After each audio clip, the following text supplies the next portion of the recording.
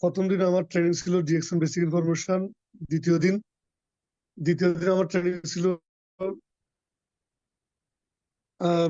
DXN business concept, এবং কি তৃতীয় দিন ছিল ডিএক্সএন মাইন্ড সেট আপ। আজকে হলো ডিএক্সএন সাকসেস স্টোরি। গত 3 দিন যাবত আপনারা যে কথাগুলো শুনছেন বা যে আলোচনাটা আমি নিয়ে আসার চেষ্টা করছি, আজকে এটা হলো ফিনিশিং।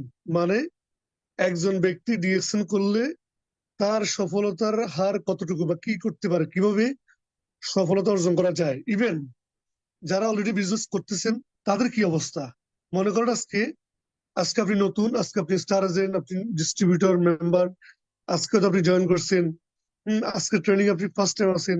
গত 1 সপ্তাহ ধরে ট্রেনিং করতেছেন, গত 1 মাস ধরে ট্রেনিং করতেছেন। আপনার মনের ভিতরে একটা জিনিস আহ মানে মনের ভিতরে একটা জিনিস প্রশ্ন আসতেছে যে আমি এই বিজনেস করলে আমি কিভাবে সফল হব, আমি কি আদৌ কি সফল হতে পারবো কিনা। এখন এই সফলতা অর্জন বা সফলতার ব্যর্থতা হওয়ার টোটালি ডিপেন্ড করতেছে আপনার উপর। সফলতার সংজ্ঞাটা মানে কি, বা সফলতার সংজ্ঞা বলতে আপনি কি বুঝছেন।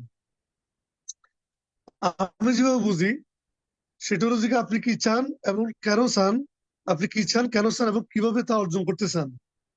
এই 3টে উত্তরে নির্ধারণ করে আপনি সফল কিনা। আপনি কি চান, কেন চান এবং কিভাবে তা অর্জন করতে চান, এই 3টি উত্তরে নির্ধারণ করে আপনি সফল কিনা। তো সফলতার সংজ্ঞাটা অনেক ব্যাপক। আমি আমার জায়গা থেকে এভাবে দেখি, আপনি আপনার জায়গা থেকে সফলতার সংজ্ঞাটাকে নির্ণয় করবেন। তো বিষয়টা হলো যে কি, আপনি সফল হতে চান কিনা। এখানে যারা অডিয়েন্স আছে প্রায় 250 জন বিজনেস পার্টনার, আমি সবাইকে বলবো যে সবাই একটু চ্যাট করেন যে আপনি সফল হতে চান কিনা। কারণ আপনি যদি সফল হতে না চান তাহলে তো এখানে আমি কথা বলে লাভ নেই। দেখি সবাই একটু চ্যাট করেন। 1 মিনিট, 1 মিনিট।